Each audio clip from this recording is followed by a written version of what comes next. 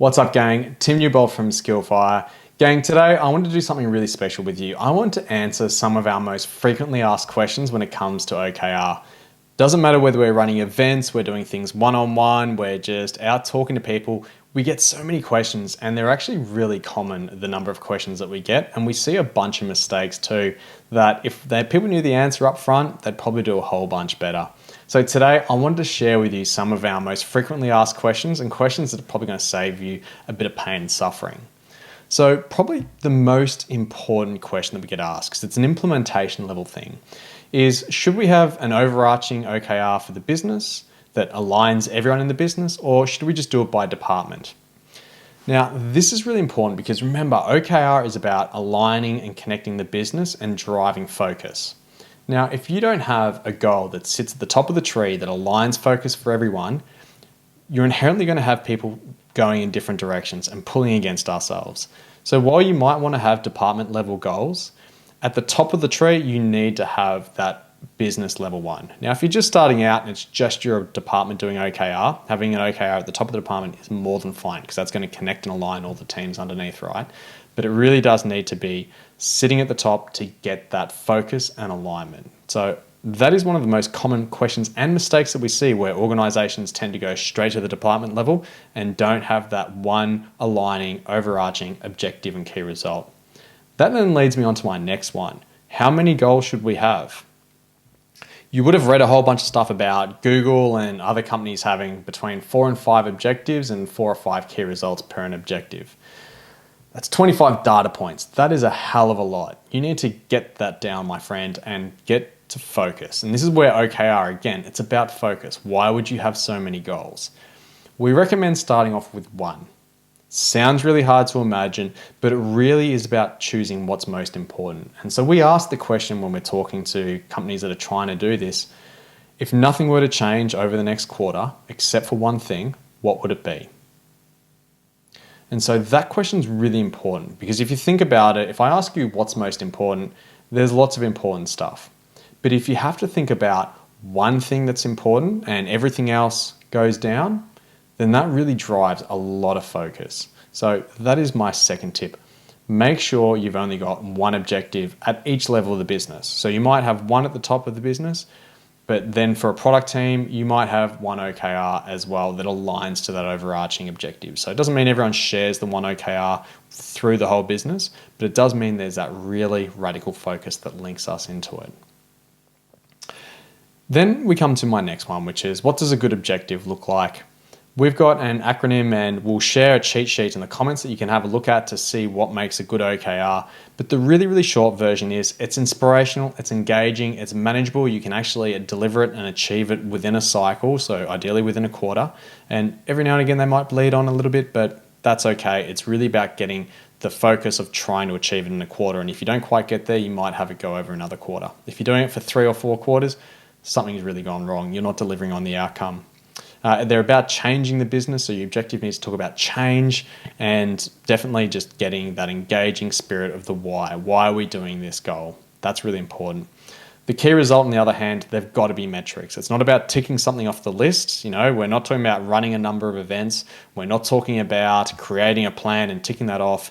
We've got to think about what is the outcome of the work that we're trying to achieve. If you're running events, why are you running events? Maybe it's to increase customer engagement. Maybe it's to increase leads. Whatever that is, think about the metric that you're doing to try and achieve those outcomes. So a good objective will give you really inspirational connection with the what and the why. The key results are going to help you connect with the measures and exactly how you're going to achieve it. Another one we often get is, can an OKR be changed mid-cycle? So, of course it can, but context matters, right? If you're changing your OKR because what you originally set was a bit hard and we can't really be bothered, we're focusing on it, that's not a good reason to change your OKR, right?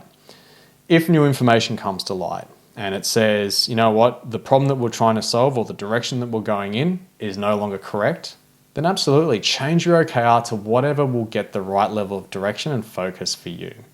You need to have a think about when's the right time to do that. And there's no golden rule here, but it really is about, does the destination that we originally set seem like that's no longer a good idea? If it's no longer a good idea, change it. If new data comes to light, and let's say you want to get a customer satisfaction score of 95%, but you realize at the start of the cycle, you do your first survey and you've never done this survey before and you realize that 10% of your customers are happy. Okay, in that situation, let's set an OKR which is going to be a little bit more realistic. We don't want to make it easy, but the reality is you're not going to get anywhere near that and new information's come to light. So that's the only two instances where you're going to change your OKR. Either the destination that you were going for was wrong and should no longer be pursued, or the measures you had, you've got new data that's really told you the original metrics you were using were way off the mark. What are the roles and responsibilities of OKR? We need to do a bit of a deeper dive on this, but I'm going to give you a few key roles to think about when you're introducing OKR into your business.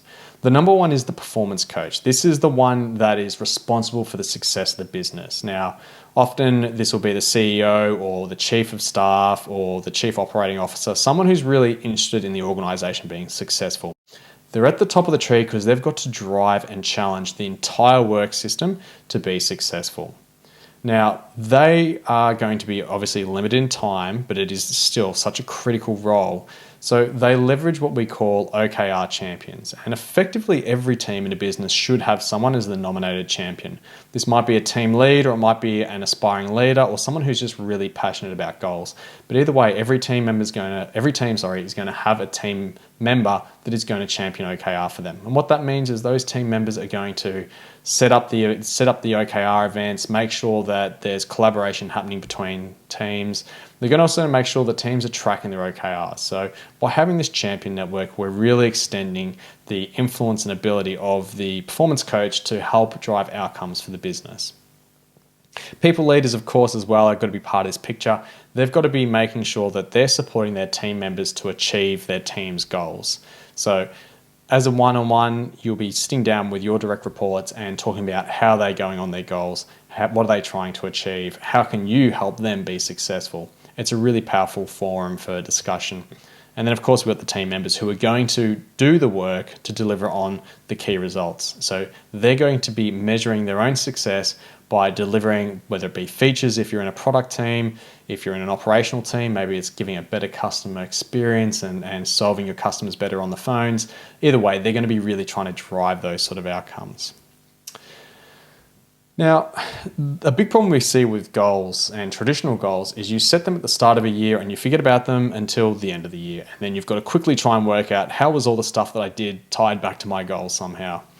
What we prefer is actually saying, let's set our goals in a shorter cadence. So one question we get is, how often do you set an OKR? We tend to suggest quarterly. Sometimes you might have an overarching annual OKR, but every quarter you're making progress.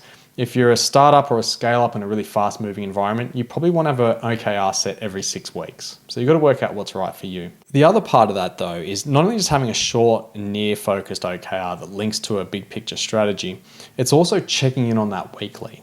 So for a lot of teams, we see them not actually doing that. And so what's most important around that real regular check-in and progress measurement is looking at your OKR and doing a confidence score on each key result. Each team member within your team should be doing that. So basically, it can be done a number of ways. It can be, low confidence, medium confidence, or high confidence. Or it may actually be a number from 0 to 10, whatever works for you. Could even be smiley faces, whatever works for you. It's about checking in on how confident are we that we're going to deliver on that key result.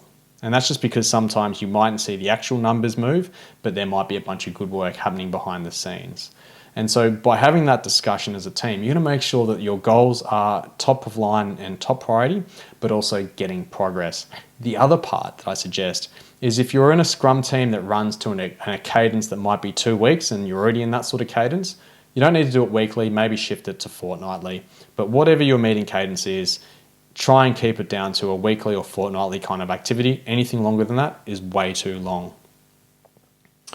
So why don't we have OKRs for each individual team member? A lot of organizations do. Where OKR was created in Intel by Andy Grove, it's part of their cultural fabric and makeup. They do it there, they do it from the top of the business right down to the individual. It works. But for most organizations, they don't get the value from that. And it's good reason. We really do drive a lot of outcomes by having the peer pressure that comes with teams all focusing on the same outcomes and really being aligned.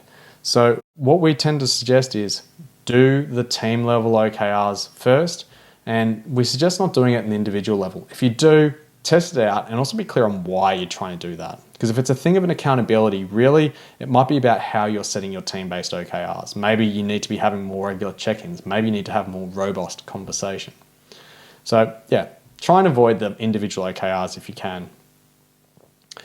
Another common question we get is, well, what happens if we have concerns with our OKRs? So let's say I'm in a team and the company level OKR comes out and I really am not happy with it. Well, say something. Feed it up the chain. I've had examples where we've worked with companies that are 1,600 people, and literally a goal went from the top of the business all the way down to someone who was on the phones. And that person looked at that goal and said, there is no way we can actually measure this. And that information got fed right up the tree, and they actually spoke with the executive team and we changed the goal off the back of that. And so that's the power of this. It connects all layers and links the entire business. So if you're not happy, say something. If you've got a team member who's not happy, help them have that conversation with the executive team. Help them connect the dots and see, why is the measure the way it is at the moment and can we improve it? That's a really important thing. Should OKRs be part of a one-on-one discussion? So as I said earlier, yes, of course, it's about people achieving goals as a team. For you as a people leader, if you've got one-on-ones with your team members where you're talking about their career progression and how they can do better and achieve incredible things, you need to be thinking about what are their goals and how can you answer any sort of tricky questions they've got around achieving what they want to achieve. So we always factor that into the OKR. Cadence is thinking about, from a one-on-one perspective, how do you bring them into the conversation? My tip here is it's about letting your team member lead that conversation and really make sure that they've got everything they need to achieve their goals for that team. Make sure they've got all the tools, all the resources, all the information. If they're feeling short, help them fill the gaps.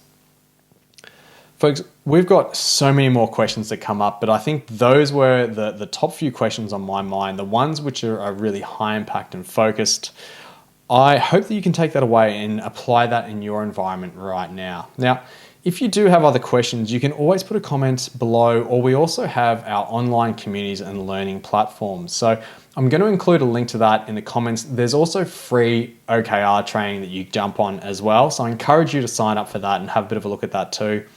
But I hope this has got all your big questions. If I've missed anything, please do add them in the comments. I want to see what I've missed out on, and we can hopefully answer any questions that you've got on your mind. You've been amazing. If you like this, I would really love for you to give us a thumbs up and subscribe if you want to hear more of this content. If you didn't like it, give us a thumbs down. I want to hear about that too. It's going to help us really optimize and make our material better. Otherwise, have a wonderful week, and I can't wait to speak to you again soon. Peace out.